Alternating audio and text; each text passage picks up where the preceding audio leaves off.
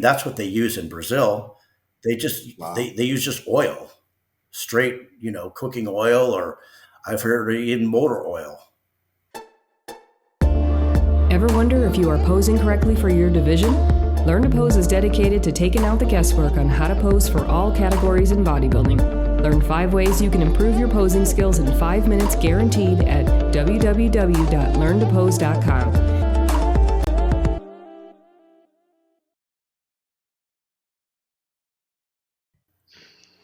Welcome back to the Everything Else in Bodybuilding podcast. I'm your host, Michelle Welcome. I'm super excited to have my co-host back with me today. Oh It's my been a little God. bit. She let me on the show again. I know, can you believe it? I don't know what she's doing. Well, he's with me today because we are going to be talking about a subject that I would say is a little bit taboo in the bodybuilding industry. As you may or may not know, one of the many reasons I started this podcast was to have conversations in and around bodybuilding that are swept under the rug. They're not talked about. They may even be uncomfortable for people. And today I'm really excited to be bringing on a guest who has an extensive 40-year history in the side of the sport that some would say is the dark side to talk about. And what we're going to be talking about today is the topic of site enhancement products, things like Synthol, which is a topic that has been spoken about more freely as of recently from the men's side of the sport and not so much from the women's side of the sport. And today we're going to be talking about it all. My guest today doesn't have the I competed and got a pro card history or I competed to inspire others story. Today's guest, Larry Pollock, has a history in the bodybuilding industry that includes some experiences that you're more likely to hear in a movie. His no holds bar attitude and honesty is what piqued my interest to come on the show today to have the conversation in and around the subject of site enhancement injections and their prevalence in bodybuilding across men and women's divisions today. I'm excited to welcome Larry Pollock to the show. Larry, please share a brief history on your background, how you got into bodybuilding, and share how and why you got into the performance enhancement side of bodybuilding. Well, it's an interesting story. Obviously, I started bodybuilding for the reasons most teenage kids do. I was a smaller kid and I wanted to get bigger, but I happened to just be in the right place at the right time. I grew up in the San Fernando Valley, which is a suburb of Los Angeles. And at the time, Weider Empire was running all of bodybuilding, and all the pro bodybuilders were under contract with Joe Weider. So there was a gym called Don Peters Gym, located in the San Fernando Valley. Later, it turned into a Gold's Gym. But at the time, since the bodybuilders had to live there because they didn't have internet like they do today, everybody did photo shoots for the magazines. Most of them were training at that gym. So I walked into that gym at about 14 years old. And the first bodybuilder I ever saw was Bertil Fox, who was massive. And I really thought he was a gorilla lifting weights. I saw him from the back. I didn't think it was a human being that huge. And then he turned around and he was a man. And I thought, this is the biggest man I've ever seen. So I signed up at that gym, and also training at the gym at the time were Lee Haney, Rich Gasperi, Matt Mendenhall, Al Beckles, a lot of pros. And so I just fell into the right place. And later from there, I went to Joe Gould's World Gym in Santa Monica, and I just started training with pros right from the very beginning. And immediately, I just wanted to be a competitive bodybuilder like they were. These were the people I looked up to. So it was sort of natural just to get into it. And at the time, anabolics were not illegal. I mean, they weren't talked about a whole lot, but you could literally buy it at the supplement counter at the gym. It wasn't, and we didn't think anything of it. Wow. Larry, what year is this about? This would be, I can tell you, it was 1981 when Arnold just won the controversial, no, I'm sorry. It was Arnold won the Olympia in 1980, which was controversial. And then I joined that gym, I believe it was 1981 when Franco won the controversial Olympia. And so I trained at that gym, and then I ended up training under a professional bodybuilder who was Mr. Universe named Mike Sable. And he trained me for my first show when I was 16, which I won, beating all the 18 and 19-year-olds. So after that, I was hooked. I kept competing. I won several shows in the teenage division, and then I went to the Teen USA when I was 18. I won the light heavyweight and the overall there. And from there, I went to the Teen Nationals, which I expected to win, but I ran into somebody you may be familiar with, Sean Ray. And Mm-hmm. obviously, he was on another level. So I took second to him there. And I continued competing. And I've pretty much been competing on and off for, 30 plus years in bodybuilding. At 20 years old, I started competing in powerlifting. I had no intention of being a powerlifter. Just somebody told me there was a powerlifting competition. Why don't you do it? And I had never competed in powerlifting. I didn't know anything about it, but I went in there and I won my first meet because I was already strong just from the bodybuilding. And so then I kind of got into that as well. So I've been doing both for pretty much my whole life. And back then, things were a little bit different. Like I said, anabolics weren't illegal. We looked at them as supplements, like what you would get at a vitamin store. So you didn't really think anything of it. There was actually doctors in LA prescribing them at the time. So it wasn't really a huge issue. It wasn't until later when Ben Johnson got caught at the Olympics with Winstraw that they started making headlines in the news and things like that. So yeah, I've been doing this my entire life. I started training people at 18, right after I won the USA, and there was no such thing as a trainer at the time. Just people came to me in the gym and they knew I had won competitions and asked me to help them prep for shows. So I did, and yeah, like I said, I've been doing this my entire life. I'm a meet director for the USPA. We put on several meets a year at our gym, and I'm still involved in powerlifting and bodybuilding. I own a gym in Ventura, California, Underground Performance Gym, which is pretty much what I do. So you know pretty much everybody in the sport, and your exposure to anabolics and PEDs is like it's a hot topic today. PEDs, especially the prevalence in the youth and people who are not competing. So back when 1980s and things like that, you're saying it really wasn't a big deal. So when I say the dark side of bodybuilding to you, it was just what you did. It really wasn't that big of a deal.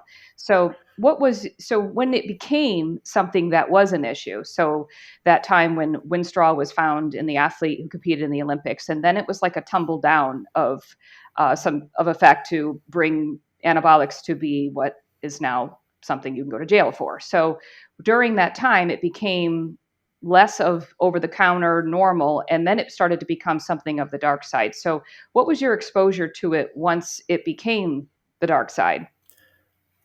So I followed that pretty closely, and I never actually agreed with any of it. When they did the congressional hearings to classify anabolics as a narcotic, even the FDA said it didn't meet the criteria. It's not. It's not cumulative. It's not addictive. It just didn't have the things necessary to be a Schedule III controlled substance. But they did it for political reasons. At the time, it was uh, cheating in baseball and all of this kind of thing.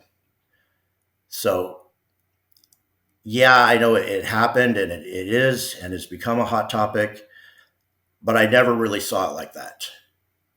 As I said, when I started, it was just like buying vitamins at your GNC.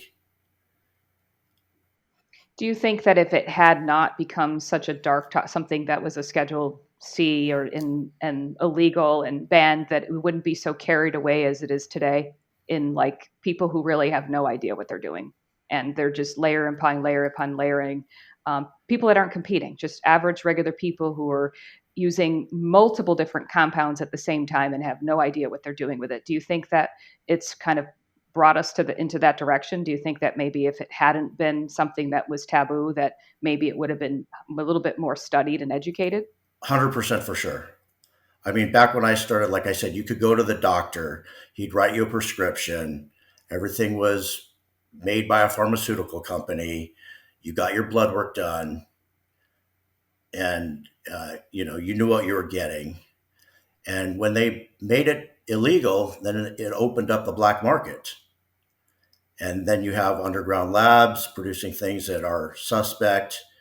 Uh, Doctors don't no longer want to be involved for the most part. They don't want to monitor people.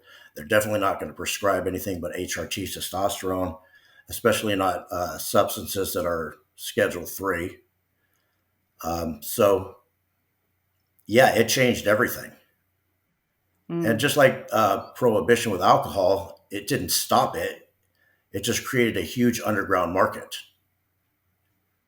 What was that like for you? So you probably saw it completely explode, that underground market. Was it bigger of a market than you think the money that was being made on anabolics and other substances? Do you think that perhaps it was a lot more of a moneymaker than it would have been if it wasn't illegal?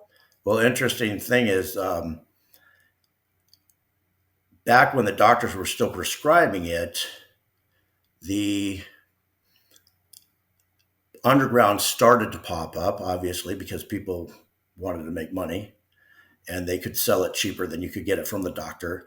So these steroid doctors actually went to the authorities, the FDA, and started complaining about the black market. They wanted it shut down because it was interfering with their business. Well, that backfired on them big time because not only did they go after the black market, they went after them too and started pulling their licenses and arresting the doctors. What year was this? I would say that was, it started in late 80s and it continued all the way through to the 2000s and even now. It's very interesting when you look at culturally. So I was born in 87, just to give you an idea. I'm in my 30s right now. And to see the evolution where I am today in my own generation versus some of like you guys who've been around a little bit longer or been involved and hear the stories, it's very interesting to see where we are today versus then. I know we're going to be talking about quite a few different things on the show today. Site injection, something we're going to be focusing on as well. But I think one of the biggest topics around PEDs or site injections or anything in general is overall health. When you start talking about this stuff, I think that's where the information or misinformation, depending on how you look at it or who's telling you what, where, and when, is this stuff actually dangerous? Is it not dangerous? How does that apply to us, right? How long should you be using it, if any, that kind of thing. And there's this common theme throughout the world right now where there's so many different narratives, whether or not it's good, it's bad, it's right, it's wrong, it's healthy, it's usable, a little bit's not a big deal. And you're seeing that in coaches and on these teams and whatnot.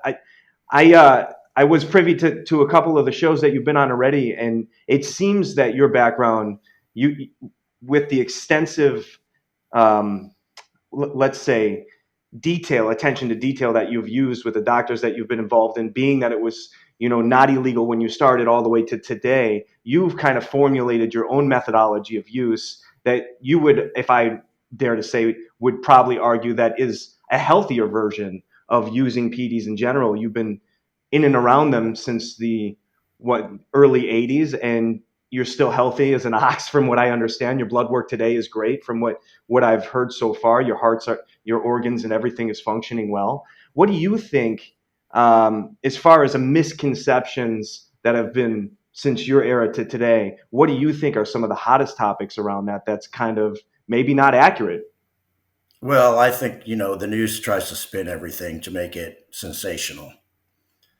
So they only point out the bad and they blow up the cases where people have issues. And I'm not saying they're not issues. There are definitely health concerns if things are done wrong or overdone. And there are some people that, took advantage of the situation to make themselves a name and promoting like massive dosages and things like this, like Boston Lloyd, who was a good friend of mine for a number of years. And we totally disagreed on his way of doing things. And it's like anything else. I mean, you can water a plant and make it grow, or you can give it too much water and drown it. It's simple as that. You can take an aspirin and relieve a headache, but if you take the bottle of aspirin, you'll OD. And the problem is now people don't really have a professional to turn to that actually can give them good advice. Well, there are some coaches, but there's so much misinformation on the internet. You're kind of left to your own to figure this all out if you decide to go down that road.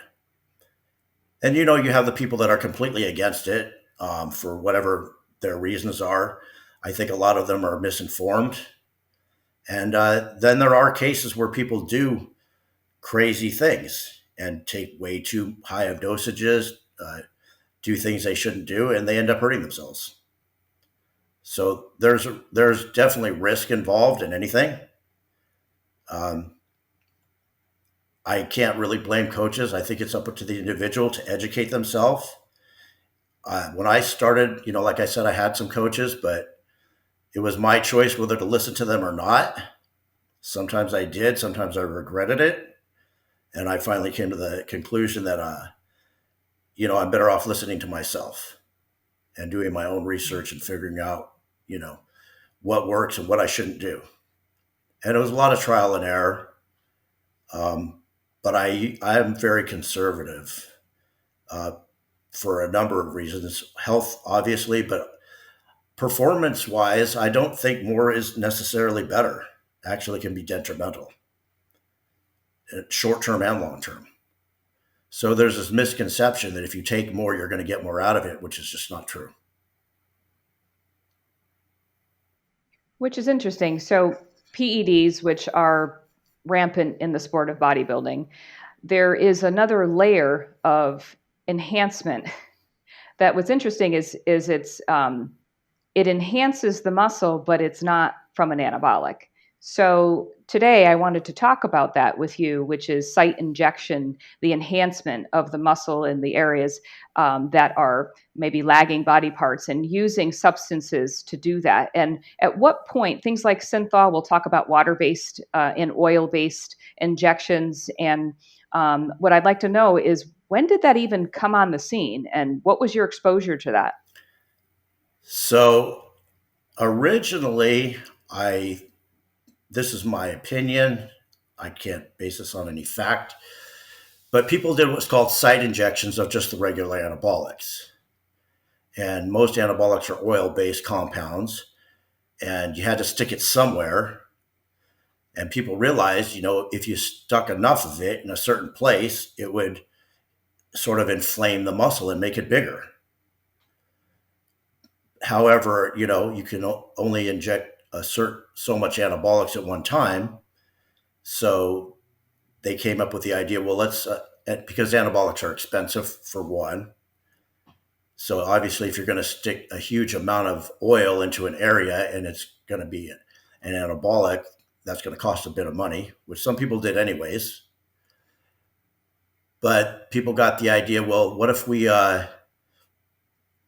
just inject the oil and not without the steroid compound in it? So that's how I think they got the idea for Synthol in the first place. But even before that, there was a steroid, which was a real weak steroid. I don't think it had very much anabolic action, called acetylene. And this was used in the early 80s.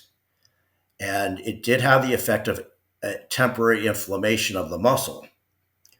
And I say temporary, it was like 24 hours. But you could inject it into the muscle like the day before a contest, or even the night before, or even in between prejudging and the night show, and inflame the muscle and add maybe a half an inch to your arm, or even an inch if you did enough of it. And I know a lot of pro bodybuilders at the time were doing that because it made the muscle look bigger, and it actually the inflammation actually made it look more detailed as well, just because it's like you had a pump in your muscle that just wasn't going away.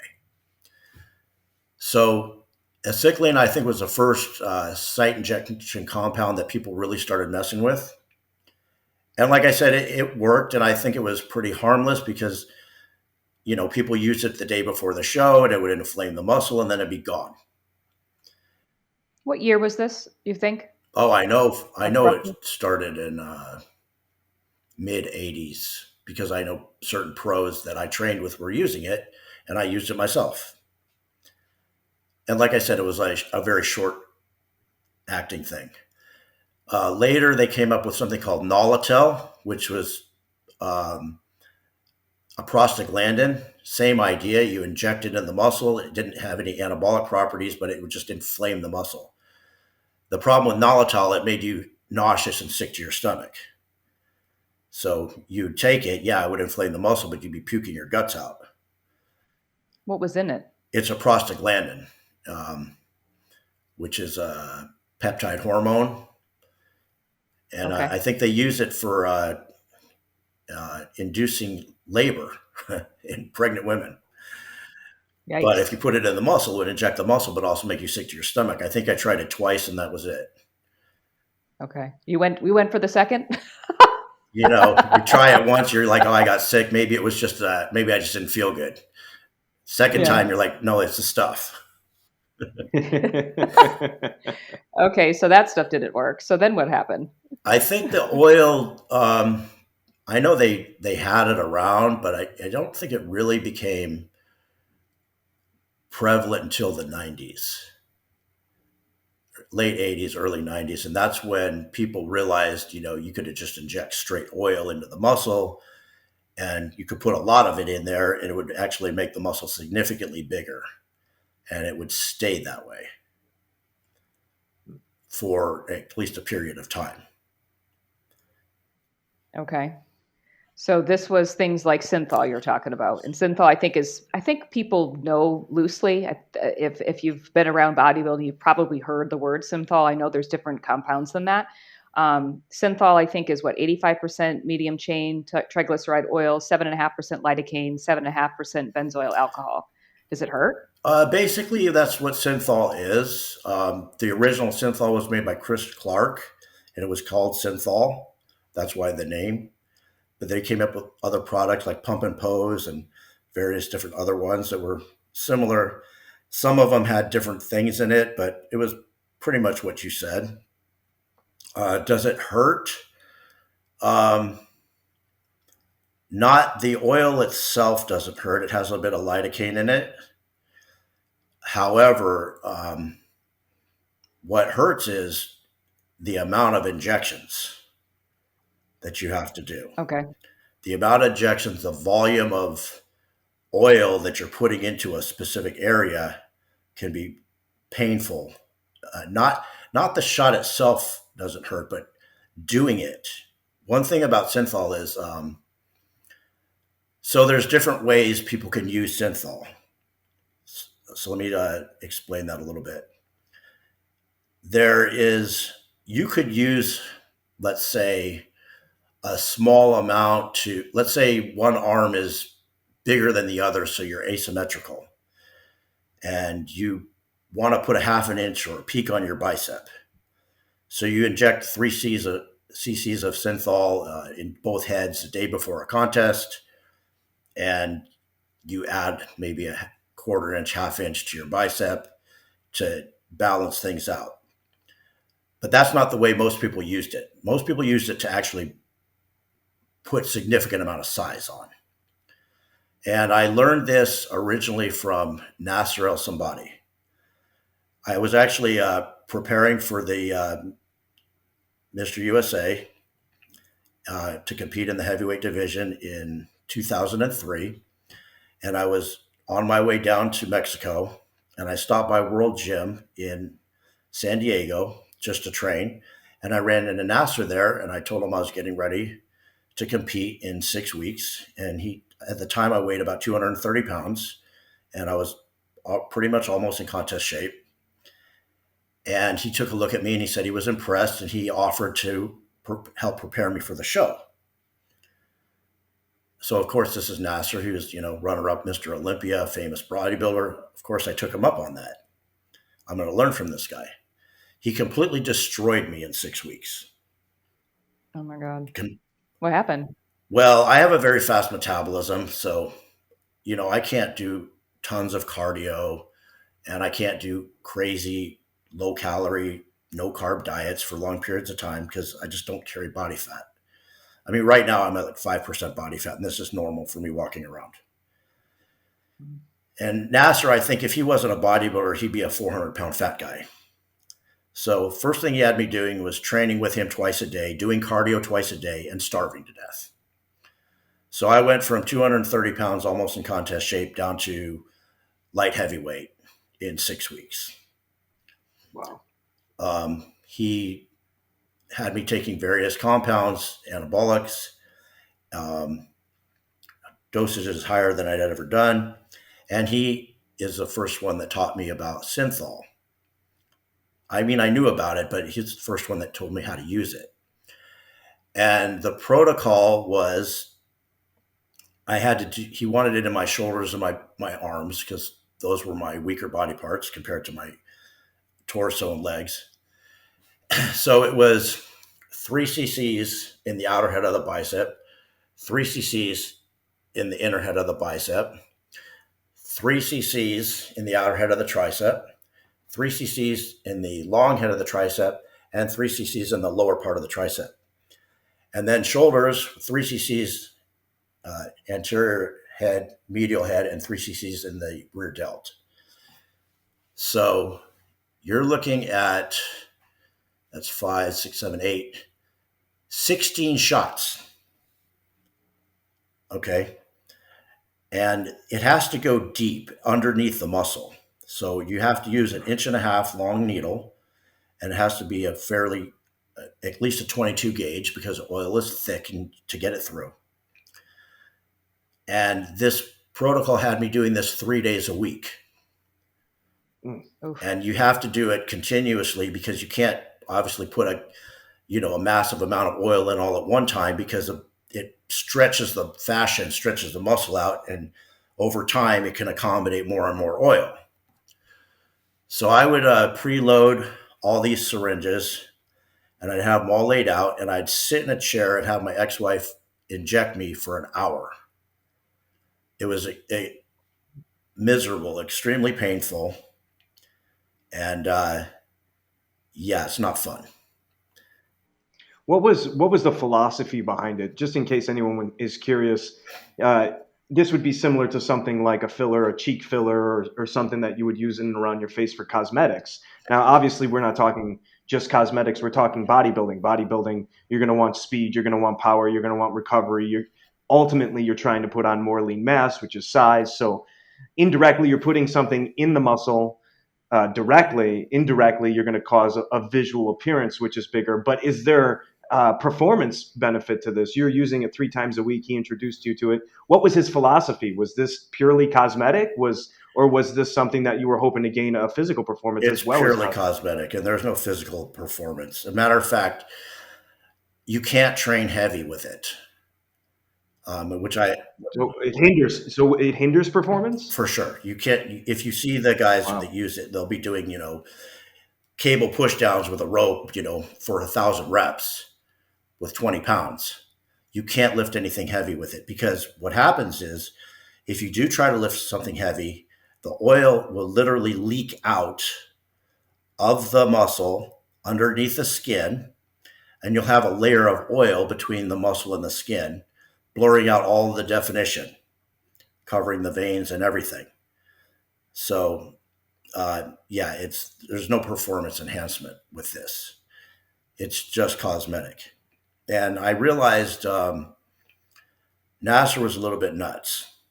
And he was a friend of mine, but I'd say a lot nuts. He told me one night after training that he was getting deep tissue massage several times a week to break up all the scar tissue was caused by the Synthol. And he said to me, the scar tissue is spreading through my body like a cancer. And he's trying to break up all the scar tissue to get it out. The next morning, he comes to me and he flexes his bicep and he goes, I did it here, here, and here. And I knew right then he had a screw loose. So he's telling me the night before how it's killing him. And then he's still doing it. And he was already retired from competition. He just wanted to look big, I guess. And his training was very high volume, fast pace, a lot of reps. Because like I said, you can't train heavy on this stuff. And it obviously worked for him to a certain degree. I mean, he took second place in the Mr. Olympia. I didn't like it. I didn't like the effect, and definitely when I saw what happened, it starts leaking out. That's not something that you want. So is it like pouring down your arm It's literally when it's leaking out? it will pour down your arm, yes, but it'll leak out like underneath the skin, and then eventually it'll. I'll just tell you like this: there is a competitor who won his division at the Mr. Olympia this year, who I would never think that was using something like that because there's height and weight restrictions on that division. But if you take a look at him doing the double bicep, he has where the bicep has, a space here. He has a little thing going into his elbow. Anybody who knows what that is, that's synthol leaking out of his arm. Is it a divot? You talking about a No, crease? no. It looks like Dimple? it's here. You see the space? Well, he's got a little lump going into his elbow. Okay. I think I know who you're talking about. I've seen some of the gossip about somebody's biceps. I think I know who you're talking about. It was one bicep, yeah. And actually, somebody asked on a podcast, what was up with his arm, and they just completely dismissed it. They didn't want to talk about it. But I knew it. I was at the Olympia, and I was had pretty good seats. And as soon as he did it, I thought, oh, okay, he's got Synthol coming out of his arm. Wow. And that's interesting because there is a weight limit. So how much weight? It's metabolized by the body, right? Slowly, correct? But what about the water-based ones? So there's oil-based. The example is Synthol, and then there's water-based ones as well. So the water-based stuff, hydrolonic acid. I don't think it works. It gives a temporary inflammation. It works a little bit, but it doesn't work like the oil. Isn't it kind of similar to the fluid in your joints? Hydrolonic acid, Yeah, isn't that's that what what it they use. is? Or They similar use to for it? lip fillers and things like this. I just don't think it really works in large muscle groups. Okay. In my experience, it's absorbed way too fast. So, no matter how much you put into there, it's absorbed too quickly and it just breaks down in the body. I don't think the people that were hyping it are the people that were selling it. Interesting. I think I understand what you're saying. I know that the water-based ones have been, at least what I've been hearing, is that it takes weeks to kind of get. I'm sorry, the oil-based ones, it takes weeks to use the product to get you to the point where you want to be. And the water-based ones are something you can use between morning and night show just to give that little extra pump. Is that what is being used today prevalently, both the oil and the water? Or are you seeing more water than oil? Or are you just seeing, which one are you seeing more prevalent use? I couldn't answer that question. I like I said, I think the oil base is going to have dramatically better effect, whether you're using it over a period of time or even for a temporary. I don't think the water base is really worth much. It's interesting. Curious in your opinion, being that you said you were at the Olympia, you've seen the top competitor there. We don't need to use names or anything, but if you had to give a percentage, obviously you have a keen eye to the majority of this stuff. Could you say that what percentage of the top competitors per division were you seeing a lot of usage? Is it maybe 1 out of 10 in every division, 5 out of 10, or is it a very unique situation where we're still seeing it very scattered, or is this something that people are using very prevalently? Okay, obviously I'm not only the person doing it knows, and maybe their coach, Sure. and unless unless there's something gone wrong, you don't necessarily can't tell. I mean, obviously when things are gone wrong, there's big lumps, awkward looking muscles and things like that, like we said in that one guy. Hmm. But you don't really know for sure who's doing it or who's not doing it. But if I had to guess, I would say at that level, probably most of the top competitors are doing it. Only for the reason that, okay, obviously there's a lot of money on the line. They want to win.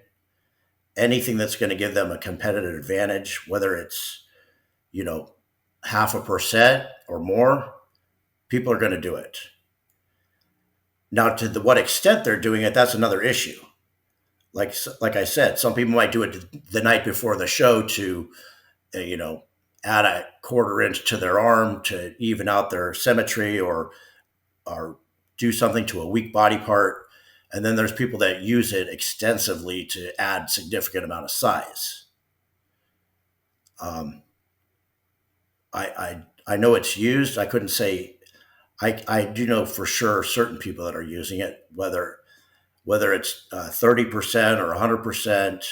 I'd say probably most. Interesting. What about the women's divisions? You don't really hear much talked about with site injections besides the cosmetic with the face, breast implants, things like that. But from site injection for a muscle enhancement, there's some whisper about the bikini divisions, the wellness divisions with the glutes in particular, enhancing those areas. But nobody's really, I mean, it's a whisper. There's no conversations, there's no open conversations and dialogues that I'm seeing really anywhere. Do you have any exposure? Do you know what type of percentage of maybe the women's divisions are using Synthol or some sort of oil-based site injection or water-based? I couldn't say a percentage, but I can tell you this. Brazil is big on all kinds of site enhancement. And the Brazilian competitors, especially in wellness, they started the wellness division. They definitely do it. And they're not using just Synthol. They're using something called PMMA.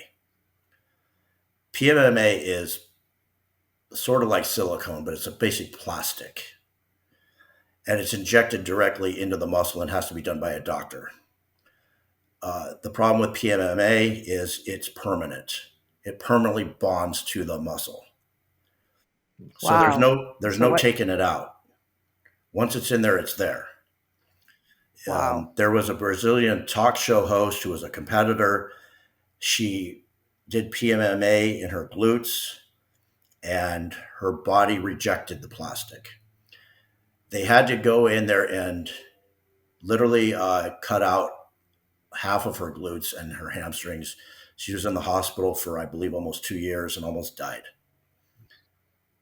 There's no removing it. If you want, Where did this plastic? What I mean, okay, there's site enhancement oils, things that might be recognized by the body. And then there's plastic. I'm having a hard time making the connection here with logic. Where did this plastic idea come about that's bonding to the muscle, can't leave the body? Like, I believe it started in Brazil, and I mean, you know, they started probably the same way they got the idea of breast implants. Somebody got the idea, well, let's see with the oil, it's going to eventually reabsorb back into the body, and you're going to have to keep doing it. This, you put it in there and it's there. It's never going to go away. It's a medical procedure. They put this stuff in and it's there. If you want the poster child for PMMA, it's Rich Piana. Rich Piana was full of okay. PMMA.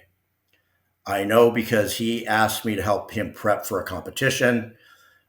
His last competition that he ever did, came to me about 2-3 weeks before, and he flexed his arm. It was 24 inches. And the first thing I said to him is, "What's in your arm?" And he said, "No, just site injections." I come on, Rich, this is me. I see there's something in your arm. There's no separation between your bicep and your tricep. It's just a big lump. And it doesn't change Hmm. shape when you flex it. It was the same Hmm. whether it was hanging at his side or whether he was flexing his arm. And he had it all over the place, shoulders, arms, eventually put it in his chest. And I don't know this for sure, but I think that probably contributed to his early demise. Because you just imagine if you put plastic into a muscle, you know, there's no blood flow to that. It's clogging Yeah. up everything. So, Like, how do you even flex or train or well, sit? if you watch Rich's videos, he came up with the bull crap, I do 1,000 reps of arms all day long. This is just a story to justify the 24-inch arms. Wow. The answer is you just don't. So clearly dangerous. They're cutting out people's muscles. You're saying in Brazil they're potentially extracting this stuff from damage. Have you heard of any other damage with anything? The synthol, either oil-based, water-based, is there nerve damage, or what would be the main concerns for uh, negative side effects across the board? Well, if you put an enormous amount of oil in a certain place, obviously you're stopping blood flow to the muscle. You can interfere with the nerves. Um, and I think it kills the muscle. It really does. I can tell you this, when you stop doing it and eventually the oil gets reabsorbed, whether depending on your metabolism, whether that takes weeks or months, however long it takes, when it comes out, your muscle is not the same as it was before you did it. Imagine you take a balloon and you inflate it full of water and then you drain all the water out. What do you have left? You have a floppy muscle Wrinkles. that's not as strong as it was before because there's no glycogen in there. It's just a floppy muscle that doesn't contract right. It doesn't look right. You basically damage the muscle. Plastic, I mean, it can only be worse. But people do it because, I don't know. To me, it's crazy, but people do crazy things. So what percent? So the women's divisions are. So the big concern in Brazil is the plastic use. It's PM, PMMA. PMMA. Now, I also know a Okay. girl who is not a competitor. She did compete at once upon a time, but she just does OnlyFans page, and she has body dysmorphia. She came to me and asked me about rib removal, which I told her she's crazy. She already has a small waist. Her breast implants are huge. And then she did Synthol, and she was actually promoting Pump and Pose like on her channel for the people because I guess they were giving her free Synthol. And she made her ass huge. And I guess she thought that looked good. And I guess some people think it looks good. To me, I just thought it looked ridiculous. She looked like a cartoon character. But she was injecting just a lot of oil in her butt, and Wow. she's not even competing. And I don't think it's just limited to competitors. I think a lot of just gym rats, people in general, just do this type of stuff. A lot of the Brazilian people that do this, they don't compete. They just think they look good walking around all blown up. Interesting. Do you think the bikini division has any use of injections, glutes particularly? I couldn't say for sure. I mean, I don't know of No. any particular. Too subtle. I don't know any particular person. Anybody could be doing anything that we don't know about. I don't really see a huge benefit there because they don't really they want them to be very skinny. So I don't know if it would be the amount of oil you'd have to put in to make a difference. I don't know if it would be worth it. I, I Okay. prep some bikini competitors and I would never have them do that because they can get the results they need just from training. So it's just completely unnecessary. Now, when you get to wellness and they want some crazy proportions, that's a different issue. Okay. Other divisions, the physique, women's bodybuilding, you think it's in those divisions potentially? Or is it primarily what you're seeing in wellness, your exposure? Obviously, you don't know everybody. But I think on the amateur level, it's definitely noticed more. I talked to a good friend of mine who's an NPC judge just last night about this. And she was like, yeah, we mark people down. We can see inflammation, this, and that. And I said, what about when you can't see it? And she didn't really have an answer to that. Obviously, you can't see it. You don't know. You can't mark them down if you don't know. If they see it, they'll mark it down. But like I said, people will do anything to get an advantage. Not everybody, but a lot of people will. So if they think it's going to give them, a 2% advantage and they might win a pro card, they might do it. What's the distinct look or the change in appearance that happens after injection? So you talked about overinflating the muscle. It just looked like a balloon. You gave that kind of visual for people. And the reason I ask is because like Milo Sarcev was very vocal about his exposure and experience to Synthol and particularly his biceps. And there's a side-by-side photo showing his biceps before and the quality of them, the separation. You can see a whole lot more detail. And then with his Synthol use, you can see it just looked like a rock. Is that from overuse or is that just what happens over time? Both. Okay. I mean, if you want a good example, look at Ronnie Coleman and look at Flex Wheeler. Look at their arms. Ronnie Coleman's biceps were peaked with full of striations and separation, and Flex Wheeler biceps were big, but they looked like balloons. And again, it's to the extent that somebody does it. Maybe Ronnie Coleman did it to put a little bit of a peak on his bicep. I don't know. I think probably not. But Flex Wheeler definitely did it. And it's, blew up his arms and shoulders to proportions to where you saw no definition. You saw no separation. You don't see any striations anymore. And like I said, I mean, the muscle can only hold a certain amount of oil.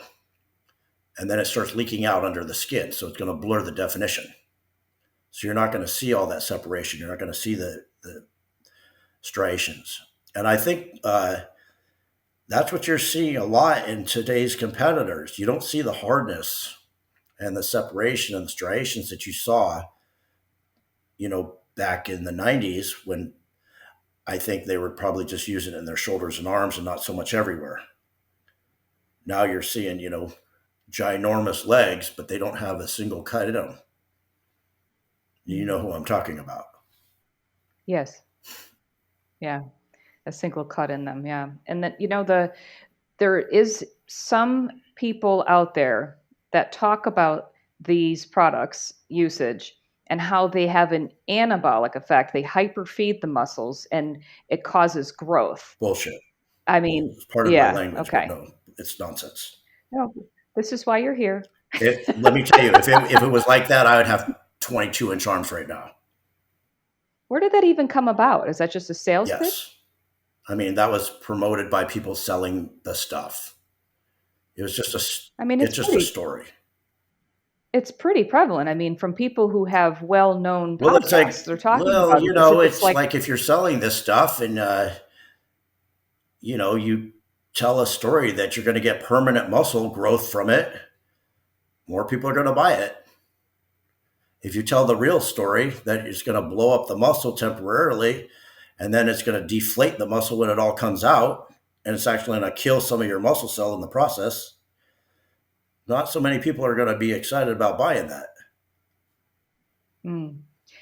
I mean, is there a go-to person for these injections? Because let's face it, I don't think the average person has medical training on where nerves are and understands necessarily human anatomy so much to be able to tell where to properly, I say properly loosely, just where would you inject it versus where you would not. Because you talked a little bit about nerves, which are a concern for nerve damage, which would mean you don't have sensation and you lose the muscle atrophies. You talked about that. And then also the concern of hitting veins and arteries and things like that. I mean, who's doing these injections with major risks like that of nerve damage, potentially death if it hits a vein? I mean, is it just still done by somebody who you just word on the street is good, or is there actually a person who has some sort of medical training doing this stuff? The answer is no. No medical No. training. Just average person. Average people doing the injections. Who teaches you how to do a steroid shot? Okay. Same person. So this is pretty risky then, huh? Yeah, I would say I don't know about doing an injection and hitting a nerve. I mean, yeah, it could happen. Um, Definitely, it could happen. I don't think it happens a lot. The major effect is just the amount of stuff getting in there, interfering with the circulation, maybe blocking the nerves, things like that. Um, Okay. but there's nobody. I mean, I learned from Nasser Sonbaty. He wasn't a doctor of any kind. Boston Lloyd was a poster child for Synthol, and he put out protocols. He wasn't a doctor of any kind. I believe that probably contributed to his early demise as well. I mean, he even published like I think an online little pamphlet of how to do it and sold the stuff. Today, Is the it pump and pose, the guy who had that product, he passed away, so you can't get it anymore. The Chris Clark Synthol is you can't get that anymore. So I don't know what people are using now. Maybe they just is it legal? it was legal at the time just because it was never made illegal. I don't think there was enough knowledge about it for anybody to even any government authority to care. So it was just never made illegal. I don't think it meets a threshold of like what are you going to make cooking oil illegal? I mean that's what they use in Brazil. Wow. They use just oil, straight, cooking oil, or I've heard even motor oil.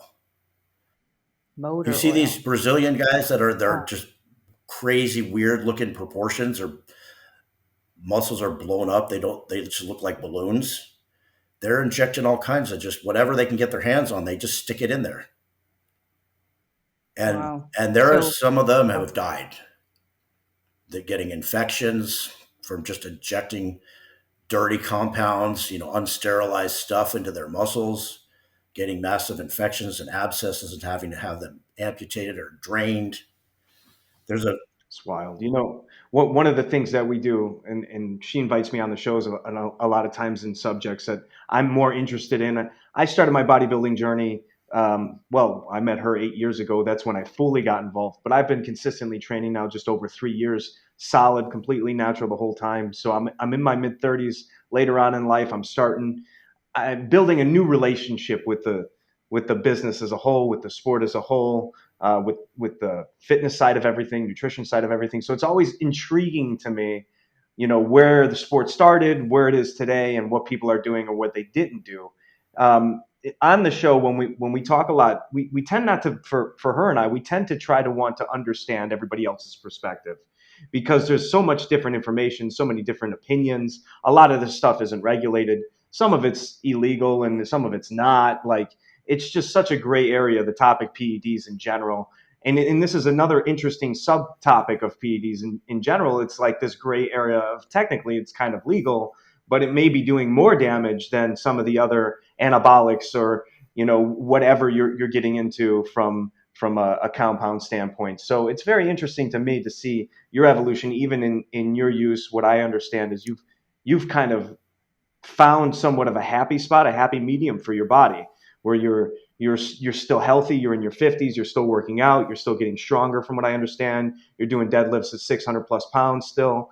I mean, you're in there training. You're living the life, which is to me like whether you're using enhancements or not. If you're in there doing the work for any extended period of time, kudos to you. Like people don't understand the kind of dedication that takes to get through it. But in this particular topic, this subtopic of synthol or injections or oils or water based or essentially, fake fake inflammation, right? Like if people can argue steroids are fake, I would say no, they just enhance the ability to do things. But this is plastic or water or oil is clearly doing damage. I mean, this is a topic that's doing damage across the board. And I hate to see any of the youth or anybody for that matter get involved in something that is going to do anything harmful in any way. In your opinion, do you think that we should be steering away from this subtopic as a community in the bodybuilding world? Is this something that we should be like, hey, this is probably, there's some lines in life. This is probably one of them. Do you think maybe we can move in a direction where we can speak freely about it like that? Or what's your interpretation as a whole? So when I started back in the 80s, the people I looked up to were like Berto Fox, Mike Menser, who was one of my training partners and roommates, and they were big, but they were strong. Bodybuilders were strong. I mean, they weren't power lifters, but they were strong. They could lift weight. And I always wanted to be big and strong. I didn't want to just look strong. So the idea to be blown up and not be able to curl a 50-pound dumbbell, it's not appealing to me. I want to be able to function, to be able to do things. And, putting oil in there, it's not real. So I don't really agree with it. I don't really like it. Are people going to do it for a competitive advantage? Yeah. Did I try it? Yeah. I didn't really like the effects, which is why I only did it a few times and I never went back to it again. I mean, whether you can. So from like a moral standpoint, you feel as though you didn't earn the muscle, like you had it. So you feel like even with, for example, anabolics, you've still trained, you still did the work, you still grew, but with something like a site injection, it's just kind of quote unquote fake. Is that why you think the judges have like it's if they notice that you have some sort of site injection, you'll get marked down for an imbalance? Because yeah, So, it's not real but muscle. It's fake. It's like a breast implant. I mean, if you want that, fine, but it's not muscle. You didn't. When I started, I looked up to people like Dorian Yates and Mike Menser, and the idea was whoever trained the hardest and dieted the hardest and put in the work was going to win. Now it's who can inject the most stuff, and I don't really. It's not appealing to me.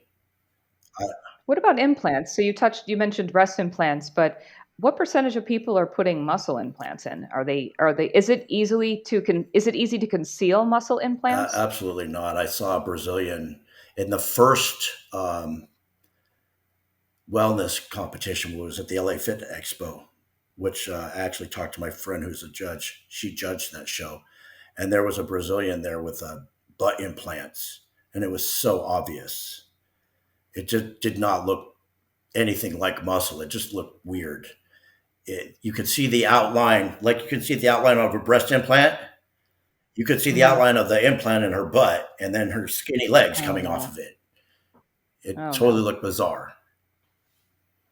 Yeah, there was a lot of controversy. Speaking of the women's divisions, it's all over the internet. That there was a wellness competitor that came out who had awkward looking glutes, and she was put into the third call out instead of being somebody that people consider to potentially be a top 5 contender in the Olympia. And what was interesting was she did actual X-rays and showed that she didn't have implants. But a couple days later, it showed that she had photos of her with striated glutes. However, at the actual show, there wasn't any striations. It was very soft looking glutes, but there's a crazy amount of separation in the quads, but the glutes looked really soft.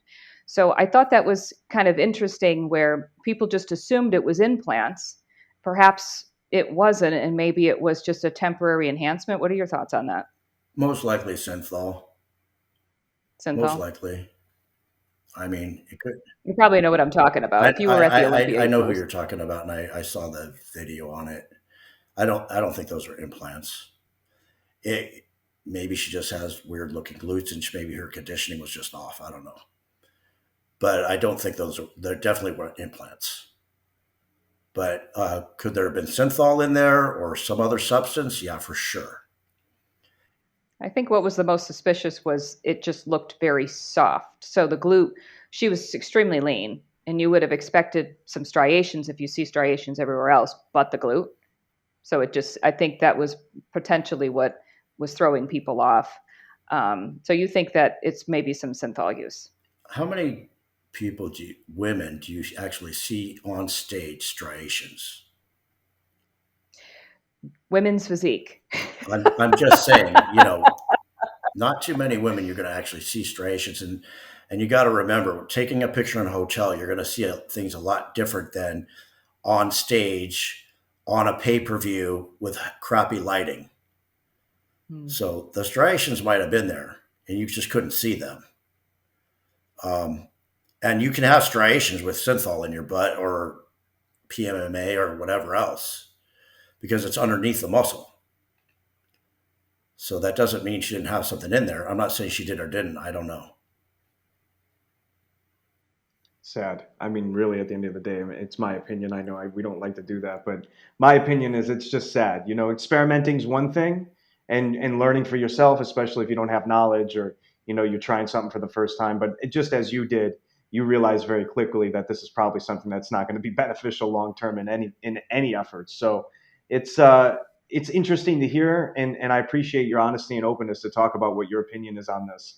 Your candor to everything that you're doing is admirable in some aspects, so that people like myself or anybody who's just getting involved or people learning can have an understanding of what is or isn't, so that I'm not getting misinformation from the next drug dealer at whatever gym, or I want to look a certain way and find out that that's not achievable really in any healthy way for that matter. So thank you for that. I appreciate that.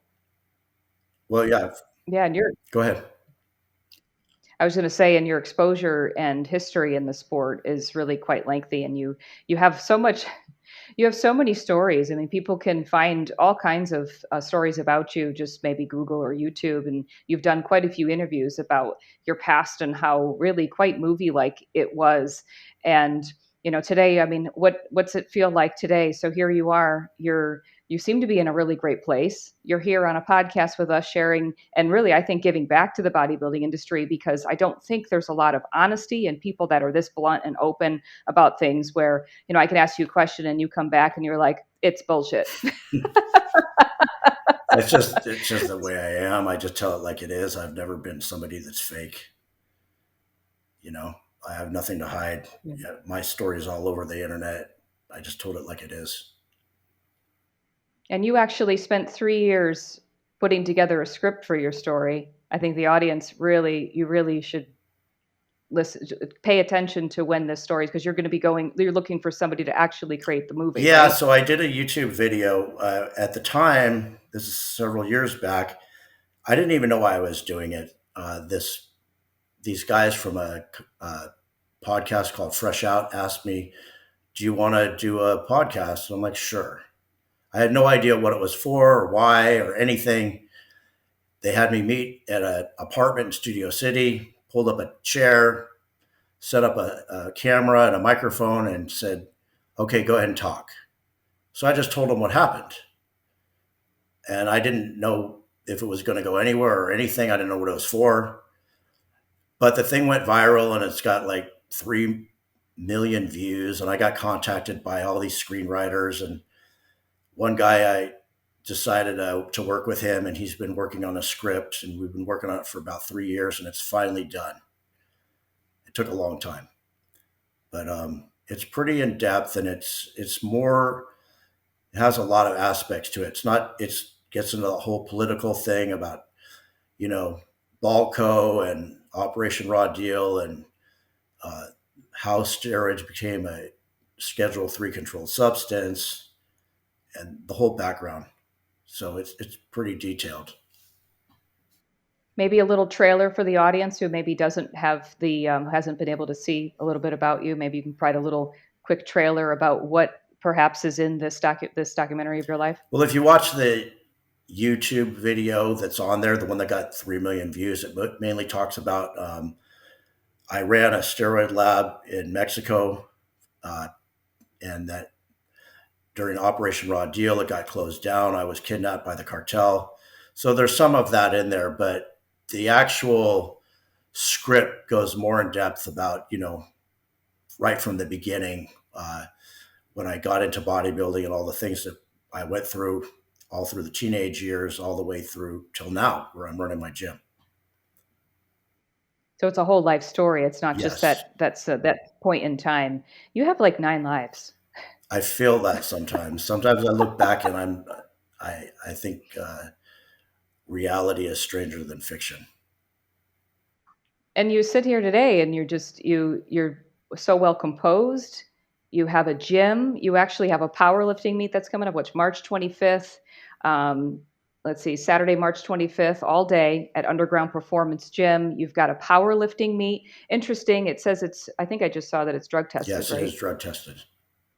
Interesting. What's the meaning behind making that drug tested? We do drug tested and non-tested meets. I run two non-tested meets and two drug tested meets a year, and there's just a demand for drug tested because in powerlifting, not everybody wants to take drugs, and so we actually drug test, and it's legit, like legit drug testing. What's legit? You can't cheat and get away with it. Okay. Even so, is it like Olympic level or is that even cheatable versus what you guys do? Well, I guess anything's cheatable, but not at my meets. I mean, you pee in the bottle and it goes to the lab, and I Goes right to seal it the. and put it in the mail to the lab. So you know, there's no cheating at my meets. It's interesting how you talk, and I do think that the credibility behind everything you're saying, the fact that you were so in depth into the industry, and especially on a level of actually having your own lab, where you created anabolics, like you actually were involved in the creation of the actual anabolic substances themselves. I mean, you really do have quite the history. I'm really looking forward to your full story that's coming out. Do you have any idea of what your ETA on when that movie's going to come The out? script just got finished literally a few weeks ago, and so now I'm waiting for a production company to pick it up. Do you have any ones in mind? Or are you pitching them, or are they coming to you? Um, there's a couple people we're talking to. We're waiting for somebody to give us a good offer. I Right mean, I on. had somebody way back when offer me $5,000 to take over the whole thing, and I told him no. You know, $5,000 is not enough money. To take it over, like, are you in the movie? Is it like a acted out type of movie that you're thinking, or is it just straight up documentary? Probably a docudrama, and no, Okay. I don't know if I'll be in it or not. But a producer wanted to just buy the rights of the whole thing and give me 5 grand, and I turned it down. I'm having thoughts of Rocky, right? Sylvester Stallone with his script, right? Somebody offered him money, wanted his, and didn't want him to be in the movie. Do you remember of it? Yes. Yeah, it rings a bell of that. We'll see how this plays out. Well, I mean, I also wanted the reason I chose the script writer that I did is because I wanted it to be authentic and real and based on what really happened. I didn't want to turn it into some nonsense Hollywood drama, you know, cheesy thing that they wanted to come up with, which was some people wanted to do. So it's pretty factual. I mean, there's some stuff that he put in there for dramatic effect, but for the most part, it's pretty factual based on what really did happen. So it goes through your childhood, starting with competing. I believe at the age of 16 is when you started And it goes competing. even before then. Okay, 14, My older brother 15. was a famous um, a scientist who studied mushrooms, and he was murdered when I was 13 years old. And there's a whole story behind that. And he was a competitive lifter as well. And it starts from there. And then it goes through how I got into bodybuilding and then through bodybuilding and all the different things I went through in my life, which it seems, like I said, it seems like sometimes I look at it and I think, did that really even happen? Does it feel like a lifetime ago? Multiple lifetimes ago Yeah, I think at it this feels point? like I've had 10 lives and in just different Yeah. parts. Hmm. And where are you I'm today? in a really good place. Actually, my gym's doing really well. Um, everything's pretty straightforward. I run my meets. I run my gym. We're doing good. That's great. Larry, where could we get more information on everything that you got going on? You can go to my website, undergroundperformancegym.com. You can contact me through there. My email address is up there. I'm on my social media, Underground Performance Gym, and also my personal one, Larry Pollock. Everything's out there. And of course, if you just Google my name, everything comes up. And we're looking forward to seeing all that come to life. Larry, I can't thank you enough for taking the time and coming on the show and being so open and honest about topics and sharing a little bit more about, really openly about some of the things that have happened in your life too. So I really appreciate your time, and I'm really looking forward to getting all of this out there for the audience and getting honesty out there. I want the subjects of in the sport that may be taboo or just not talked about. This is the stuff that I want to have the conversations about. I want people who, especially who are new to the sport, to be able to have a little bit more education beforehand, so that maybe when they're approached by coaches who maybe are suggesting things to them, they might be like, I don't know, versus maybe just thinking, oh, well, it's just kind of what you do in the sport. So I do appreciate your time today, your honesty. Go to undergroundperformancegym.com to get some information. And March 25th is that meet if you're in the area. And where is the area? Where can people find Ventura, the gym? California. We're right in downtown Ventura, right off Main Awesome. Street. Awesome. So we'll make sure that we're out that way the next time we're on the West Coast too. We'll come visit you. Yeah, you'll like it. It's probably one of the few hardcore gyms left. We have we'll definitely everything. love it. Wonderful. Thank you, Larry. Have a wonderful day. Thank you so much for coming on the show. Thank you for having me. I appreciate it. Thank you. Ever wonder if you are posing correctly for your division? Learn to Pose is dedicated to taking out the guesswork on how to pose for all categories in bodybuilding. Learn 5 ways you can improve your posing skills in 5 minutes guaranteed at www.learntopose.com. There are free posing tutorials available for the bikini, figure, and men's physique categories, and more on the way for other divisions in bodybuilding. It's free, so go access your free posing tutorial for bikini, figure, or men's physique at learntopose.com.